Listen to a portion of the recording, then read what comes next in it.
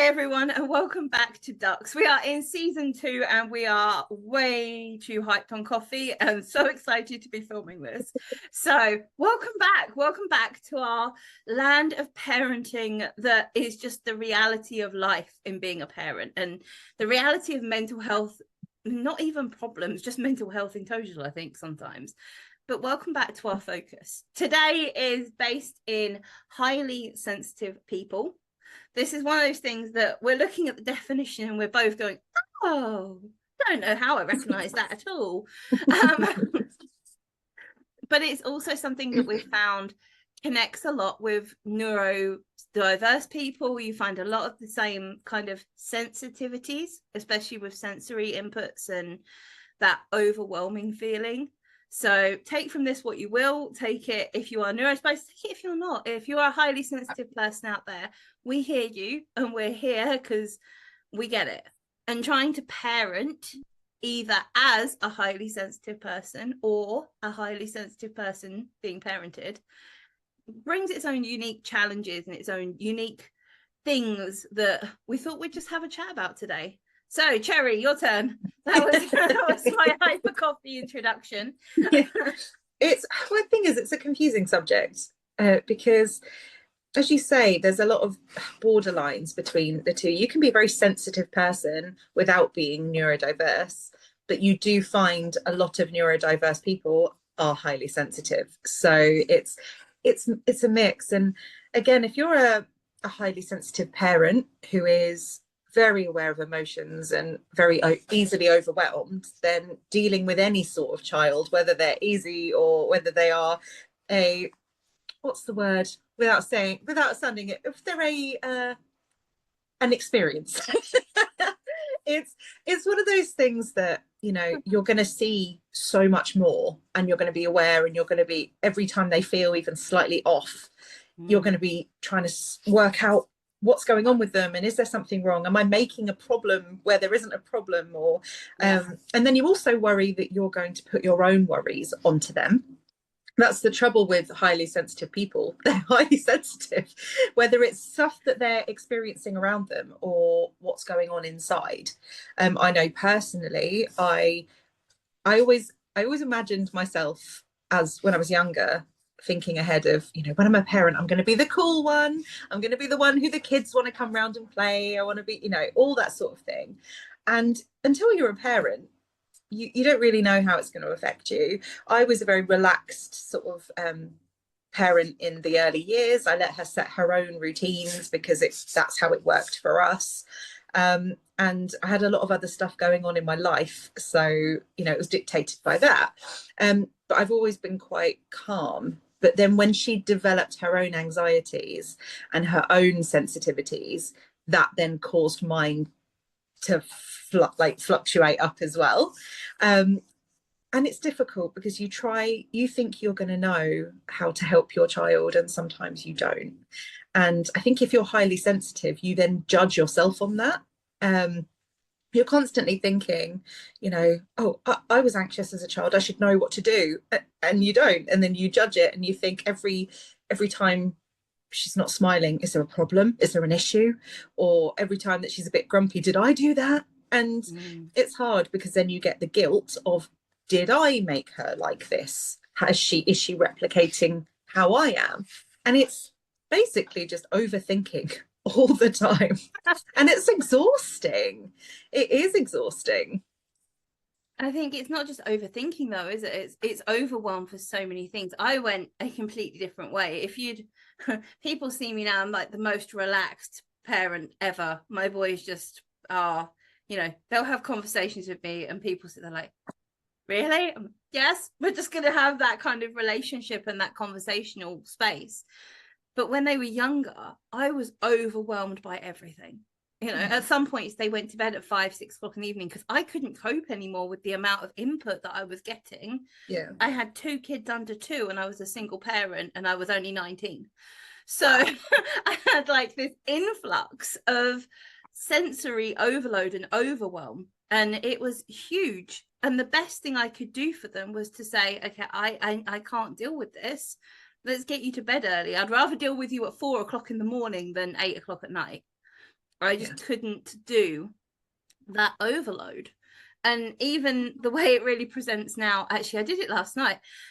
I wake up at like 2, 3 in the morning and I'm laying there. I'm like, what's wrong? Something's wrong in the house. Nothing is wrong, but I am literally waiting for a teenager to come in the door.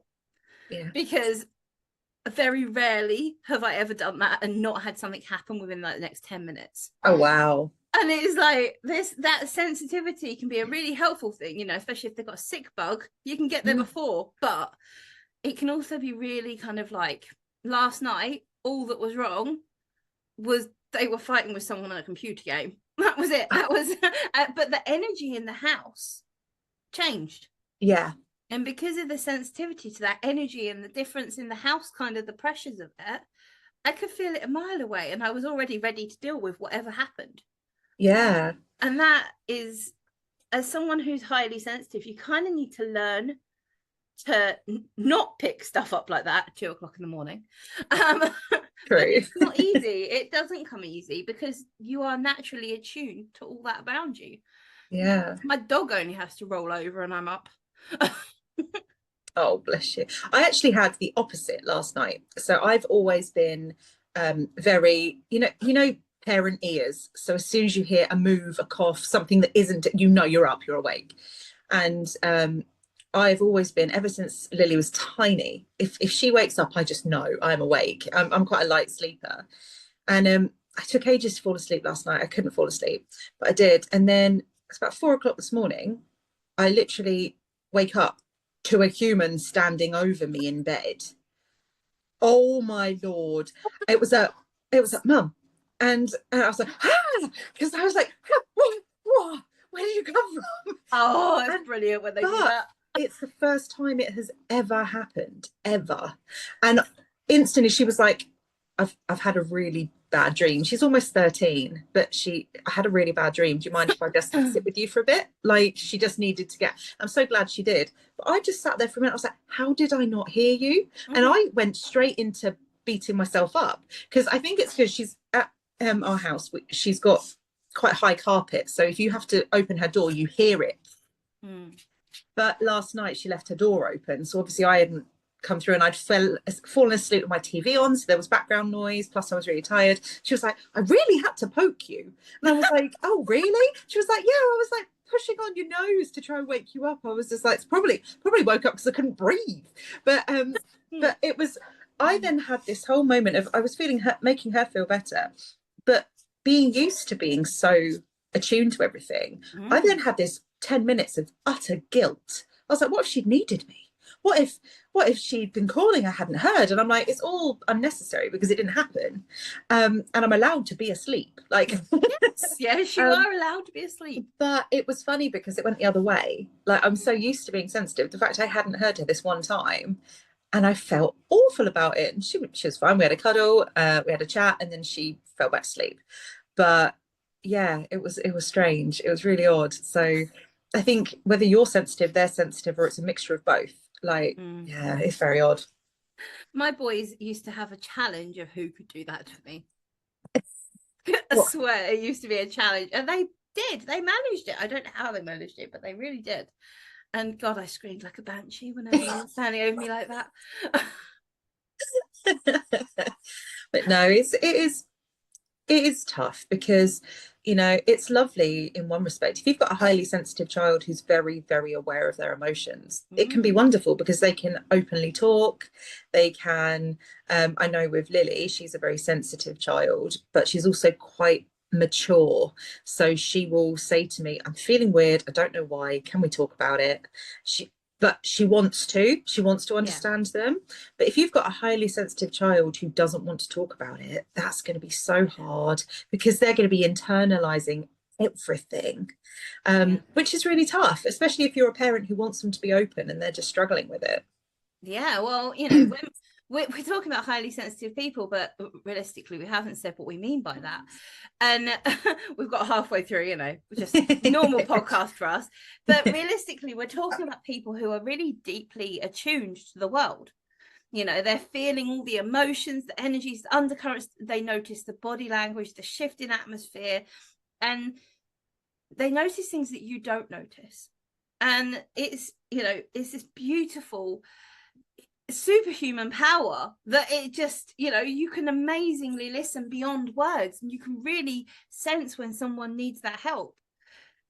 But it's also really hard, because at times, you know, it can be completely overwhelming. Or if you, as an adult and a coach, I do this quite often, if you notice something and that person isn't ready to talk about it, or they don't want that to be noticed, you've got to learn to hold that back and still deal with that. And I think if you have a highly sensitive child, there's so much overwhelm and so much overstimulation that it can be really hard as a child to live in that space. And, you know, I grew up in that 80s, 90s. We didn't know about things like highly sensitive people then. It just wasn't a thing. So I spent my whole life hiding in flipping toilets, basically, when I was a teenager, because, you know, the dining room would be too much, the playground would be too much, the overstimulation that I didn't even know was a thing. Yeah. And don't get me wrong, we're pretty sure I'm neurospicy if you ask anyone around. Oh, 1000%. Anyone around me, that's pretty obvious. But that wasn't recognized because I internalized it all. It all went inside. It was me not being able to cope with the world. That I wasn't strong enough to cope with the world. I wasn't strong enough to handle school. I wasn't strong enough to handle the relationships. That's not what it was. It was that I couldn't process it properly, or I didn't understand it, or that it was completely overwhelming me that day. You know, I wake up on days like today and I'm overwhelmed, and I know how to help balance myself. But as a child, I had no idea.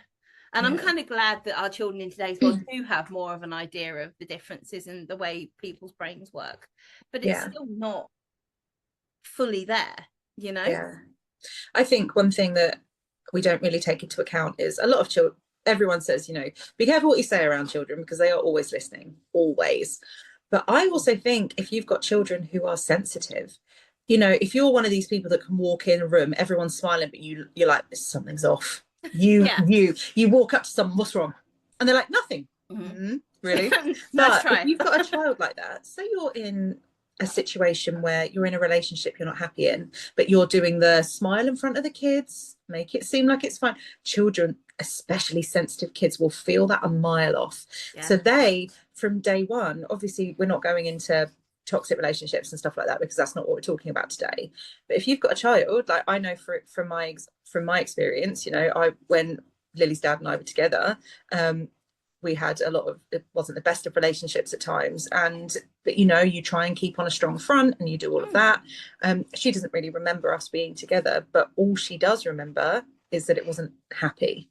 And she, as much as you can hide a child from everything, but if they are aware that the emotions are off, like they can feel it, especially if I obviously this isn't me saying there's one parenting better than the other, but especially if it's a child you have birthed, they know you. And I think even if any child you've had since little, they get to know your vibe. They know when you're happy. They know when you're sad. They know when you're hiding something. Like I can't hide anything from Lily.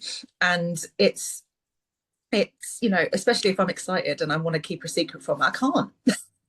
Because even if I keep the straightest of straight faces, there's no way. I'm going to disagree with you about the birth thing, to be honest with you, because as a childminder, I had some children with me that their parents worked 12-hour shifts in care. Oh, wow. Okay. And those children were with our family all day from like 7 a.m. till 7 p.m. Wow. And quite often that was, you know, they basically moved in.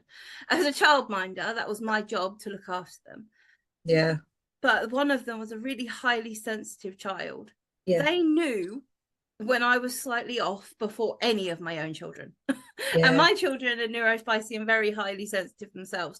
But this little child knew instantly. The second they walked in my door in the morning, their whole energy would change if my energy was slightly off. That's so true. And was, you know, I get what you mean. It's not necessarily a DNA thing. It's a exposure thing. Like if you're around someone all that time, I suppose you get people who are children who have been you know, whose parents need to go back to work and they're in nursery from 6 months, Yeah. you will find that they will get these connections with the people that they're around all the time. Yeah. And it's, again, it's just awareness, it's the human nature, it's being aware of these emotions. But yeah, it's funny how I don't think we put enough emphasis on just how attuned people get, because they're learning emotion and feelings before they can speak. Yes. And I think it's being very aware of what you're putting out. But as a highly sensitive person, whether you're giving it or receiving it, it's a lot, because you're going to be overthinking all the time. Am I doing enough? Am I not doing enough? Is it too much? And you are always going to be thinking that. And I don't know what that looks like from the outside, because it's like a whirlwind on the inside. And this, Cherry, is why we teach boundaries. What's that?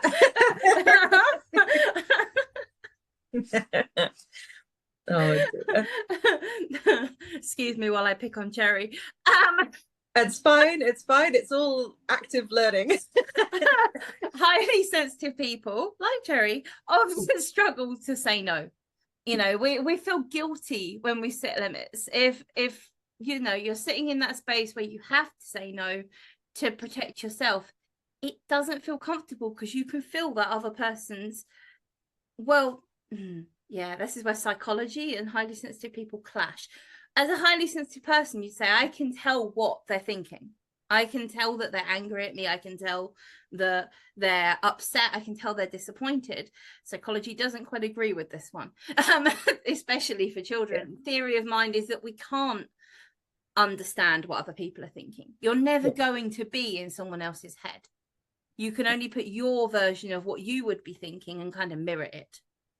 So anyway, I've gone off on a rant. Oh, this is first episode and I'm ranting. I think it's really important to have the psychological background as well, because that's the one thing, you know, for all the highly sensitive parents listening, or the parents who don't understand their sensitive children, it's actually important to have that. I think that's why it's so wonderful that you have your psychology background, because it's nice to hear the science. Like, it sounds silly, but I think some people need that to know that it's not just this weird sort of, is it a guess, is it a not? And you know, it's important to know that there is stuff behind it, because I know for a fact, from my perspective, like, I am someone who I'm like, they put a full stop at the end of that sentence in a text message, they hate me now, like, that's it. It's over. And it's not. And you know, it's like, it's a thing between men and women. Obviously, I know for a fact it's not the same with everyone, but obviously women think with a lot more subtext, so we have all these other narratives going on, whereas I know for a fact, I have male friends, and my partner, he's like, I'm not lying, I will say what I think and there's nothing else. I'm like, how is there nothing else? And he's like, because I just said what I think. And I was like, yeah, but what about all the other thoughts going on? It was like, there's none, it's just empty up here. It's shocking, isn't it? And I genuinely can't. I was like, you've not got 14 people talking at the same time trying to all get the words out. It's like, no. And I'm like, how? But it's true. And you need to know that. And it could be the same, like, with other people. You can't put that narrative, they don't have speech bubbles above their head going, this is what I'm thinking. Yeah. So you can't know. No. Even the best people at reading body language and eye movements and everything else that you can read on a person, you still cannot know exactly the thoughts that are going through that person's head. Yeah. And to be honest, if you've got people who are that good at reading body language, they're good at hiding their own body language, you really won't have a clue what's going through their head. It's like trying to talk to the Masked Singer. You can't. Who's in there? Who are you? Exactly. I know, you know, as a highly sensitive person myself, and as a coach, I have studied a lot of different body language and stuff like that. So when people try to read me, I'm very good at masking it. But you're reflecting them back at them. But if you've got a highly sensitive person or a child, it's still difficult to get past that empathy and that understanding that isn't explainable. Yeah. And I think, you know, I quite often say that if psychology hasn't got a word or a theory for it, it's just because they've not researched it yet. They'll get there. So true. But anyway, back to boundaries. Which are important. We need boundaries, Cherry. I'll try to keep this on track. But it's because we're passionate, and I think that's one thing that people don't get. It's when you're talking about things like this, we are passionate about it, and there's a lot of emotion that comes with it. And you do find people, especially parents, I'm not sure if anyone listening can like relate to this, but I've spoken to other parents before, and you end up in these, they're not heated as in angry, but people go, I get it, I understand, and people get full of these emotions because they're big emotions. And I think, you know, yes, we're passionate and we go off on rants and tangents and whatever, but it's true, because if we didn't have any emotion behind it, there'd be no point talking about it. And we really wouldn't want to listen to this podcast if we sat here going, I did the whole thing. I will read you some statistics now. It's never going to happen. No, but it's, you know, it is important. And I think it can be really nerve-wracking, especially if you're a highly sensitive parent trying to reach out for some help. Can you, like, trying to actually say to someone, I need help, when you're already overthinking that you're doing it wrong is hard. Because you don't want anyone else to think, oh, she's an awful parent, or she's getting it wrong, or I need to get people involved. It's really hard to walk that tightrope of, am I doing the right thing? Am I going to fall off that way and people think I'm awful? Am I going to fall off that way and I'm going to lose my children? Like, you're thinking all of it at all times, when sometimes it's I really need some help, and someone will go, let's have a chat. And it could be as simple as that. But that overwhelming fear, especially when you're sensitive, is horrible. No, I agree.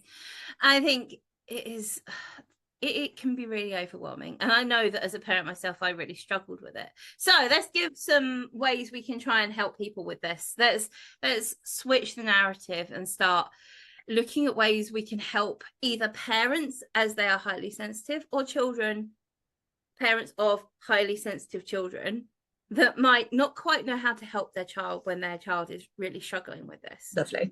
So I think the first one, well, we've already talked about it, boundaries. Teach your child that it's okay to have boundaries. Yeah. And the best way to do this, Cherry, is to example boundaries. Because children watch everything and they soak it all in. And the way they learn best is copying and mimicking behaviors. So you need to teach them that it's okay to say, do you know what, I need a break right now, this is too much for me. And there's nothing wrong with that. It's not weakness to admit that you need a break and that you need space. You know, show them that it's okay to leave something that's loud and overwhelming. God, how often do I try and escape things early? I think I was at an event with Cherry not that long ago and a networking, and I know her daughter was with us. And I spent the whole time over with them because the rest of the hall was so loud, so big, and so many people. And I was having an extremely difficult day. And I knew that Cherry and her daughter would understand that I was hiding in a blinking corner, and, you know, because I was completely overwhelmed by everything. And teaching people that is okay, that it's okay to leave, that it's okay to say, this is too much for me. It doesn't mean you don't have to try. It just means that you're making space and understanding for yourself. Yeah. And have those coping strategies in place. Like, if you've got a child that's highly overwhelmed, but they really want to be somewhere, you say, okay, if you need it, you just come over, you just tell me, we'll go take 5 minutes outside, we'll go get a drink. Well, if they are someone who wears ear defenders or loops or something to just take away that extra stimulation, you know, have it in place. I'd prefer to have a whole toolkit ready, a whole, you know what we say, what we do. If you need it, you just come over, take my hand, we'll go out. Have it ready and not need it, than get overwhelmed, not have a plan, panic and go, right, we'll go home. Like, you don't want them to think that they can't ever enjoy anything because they're worried they're going to be overstimulated. Like, have these little things in place. If they know they're safe to be honest with you, then you're setting yourself up so well. But also, as you say, with the boundaries, you know, I'm still learning this, but my daughter is very much, if she's not rude with it, but if there's something she doesn't want to do, she'll discuss it and she'll go, I'm going to say no, because that doesn't make me happy and it doesn't make me feel safe. Sorry. She's brilliant. I'm learning from an almost 13-year-old. I'm almost 37. I should know this. But it's one of those things that boundaries work both ways. I think if you've got good boundaries, people actually do respect you more. Yeah. And I've been a yes person for so long that I get regularly people push my boundaries because they know they can just open that gate. Like, I think that's the thing, that it's not a wall, it's a gate, and it's the latch is broken. They just push it open, and I'm like, I need to build a wall. Was a gate. We're not still gonna have. Was a gate, but it's true. It's one of those things that if you implement them from the start, it's much easier to have strong built walls as you go forward.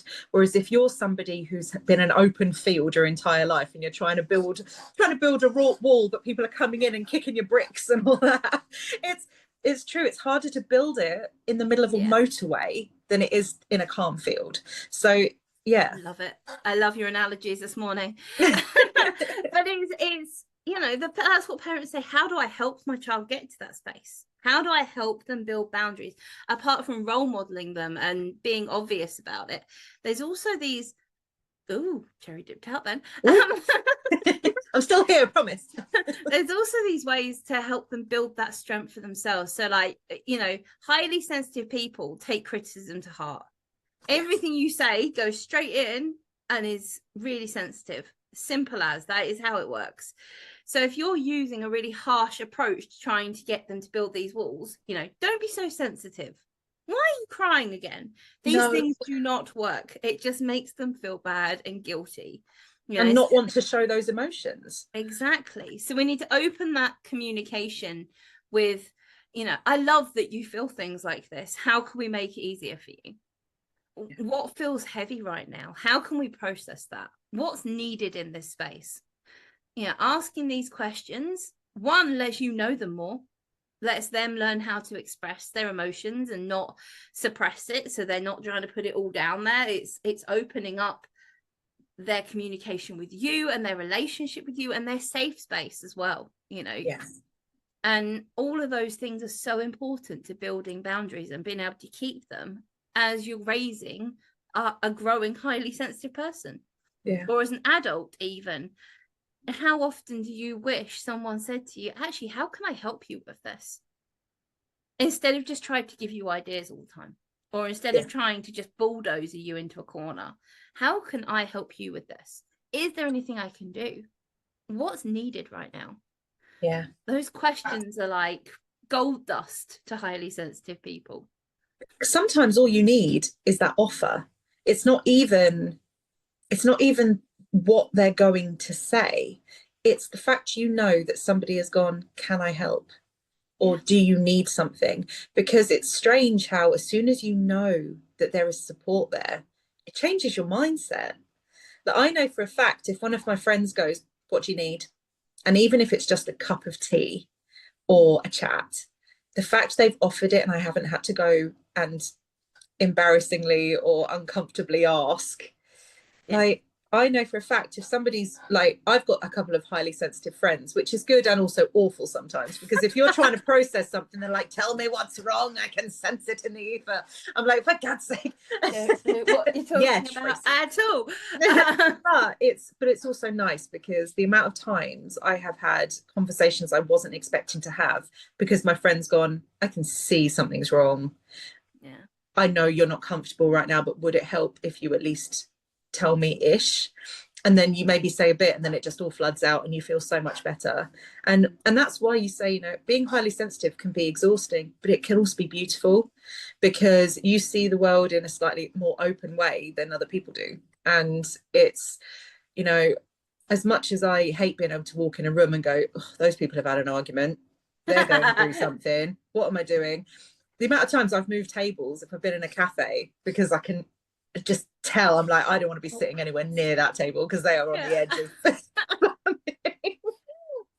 But it's, it's good. But also I do believe it also keeps me safe because having been through experiences in my life I've been through, I'm very highly attuned to anything which is sort of arguments or confrontations or anything like that. I hate it, absolutely hate it. So I know for a fact I can walk in somewhere going, I know exactly where I'm going. Even, was it last week, Lily and I went to town and there was a group of just young teenagers mucking around, and you know when you don't want to be near any of that, like raised voices. I could see people were getting, like old people in town were getting twitchy, and Lily and I looked at each other and were like, should we go to the other end of town? She was like, brilliant. And we just don't want to be around it, and we are choosing to move ourselves out of that because neither of us want that. So we do, and I think it's good, you know. Yes, don't ignore everything in life, but if you can avoid something that isn't your situation, we did. I think that's the thing, isn't it? If you do learn to avoid them, but if you can't avoid them, that's kind of where our next management and our next kind of tool comes in. It's since we're so processing no, it's gone. Processing everything deeply, you can become really oversensitized and overstimulated, and sometimes you're not right with your sensitivity.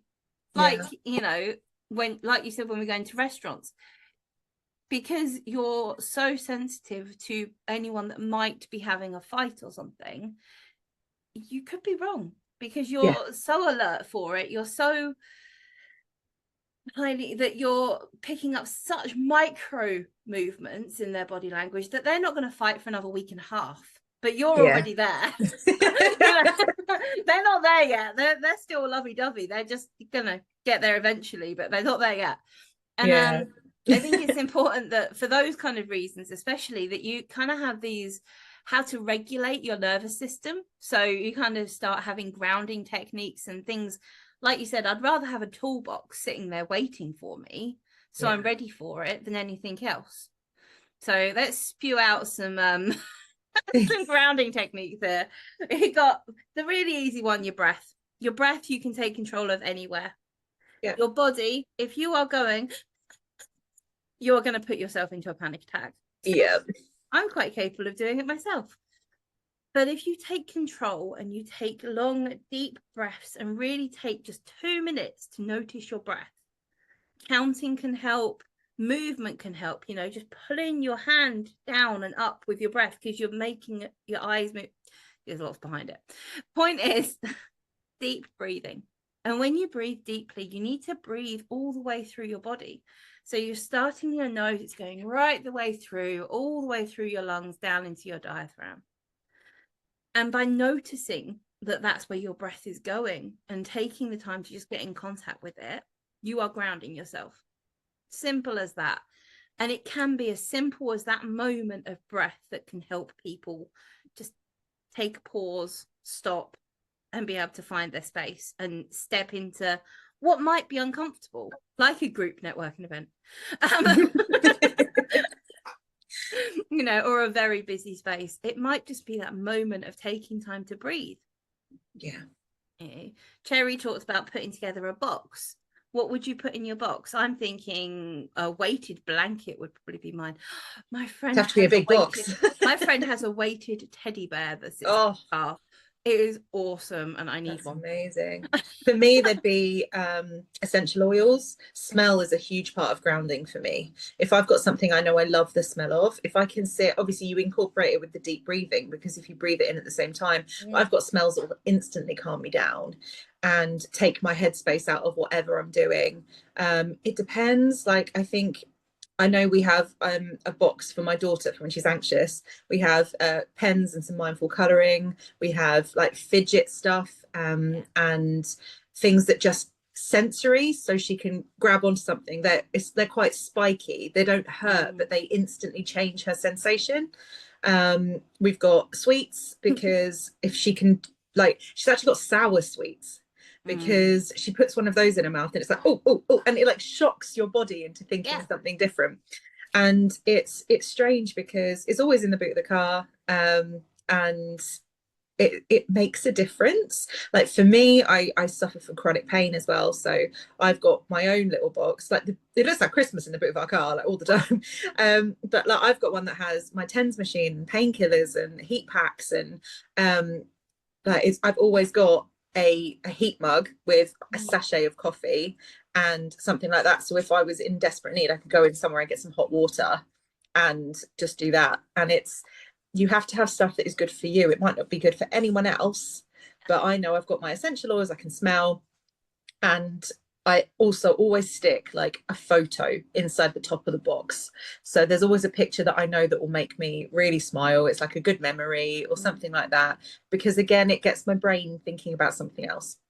Yeah. And I think whether you're doing a anti-overstimulation box for a child, anxiety, pain, if you've got a box that you know you can put your hand on quickly that has at least one thing in there, even if it's just a spicy, like extra strong mint, sometimes you just need something to change sensory something. And it's amazing. If you've never tried it, like I would, because in those moments of overwhelm, like it's very easy to think there's nothing that will help. Yeah. But whether you're an adult or a child, just one sensation difference can make a big change. So I'd try it. I'd give it a go. If you're creating your box, my advice to you is go into creating it with the thought of change body, change state. So you want to have everything that touches all your different senses. So, you know, you want to have something you can smell, like Cherry said. So you want to have something hot or cold, or something that can be made hot or cold. Something that you can touch, that prickly, tactile fidget toys. Something that takes your mind off of it. I work word searches.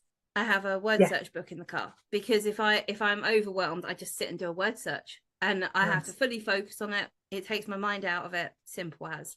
I also have a breathing meditation to hand, because sometimes I don't consider how to do it, and I need something in my ears. I'm quite noise works with me a lot. So I had ordered, that's the word. It's honestly, I'm the psychology one, but you know. Noise works. But it's like music is really important to me. I have playlists for calm. I have playlists for work. I have playlists for I need to get my butt moving in the morning. And I love your playlist. Bed. I have playlists for everything, because for me, that is how I function. In a world that's completely overstimulating, I need to cover my ears and have different sounds, and I need to be in control of that input to be able to function at a decent level. Even when we're recording this, you know, I've got headphones in, so I've not got all the input of the whole house, because otherwise I wouldn't be able to have this conversation. Even when the house is quiet, there is still input. If you cannot hear the electric, I do not know how you live in the world, because I can hear all the buzzing of all the electrics. Recently, I've become much more aware of that. Like, I'll walk around the house and be like, what is on? But this is what we mean by highly sensitive people. It's what works for your highly sensitive person in your life, and put it in that box. Sit and make lists. Yeah. Of every single sense that you can think of, and every single way you need input. Like I like things that squeeze. So you've got the weighted blankets and the heavy teddies, and they really work for me, but I cannot keep them in a box in the car. So what can I keep in a box in the car? I actually have knitted blankets in my car. Lovely. Because they've got holes in them, so they're fidgety as well. Yeah, I like that. So I think you've mentioned it in previous podcasts, but people who haven't heard it before, I think you said you used to create like an area for your son when he was overwhelmed. Like, was it a tent? Yes, the tent we used to have in the school classroom and at home. He used to have a pop-up tent, but we kind of use like what you'd have like a dark tent.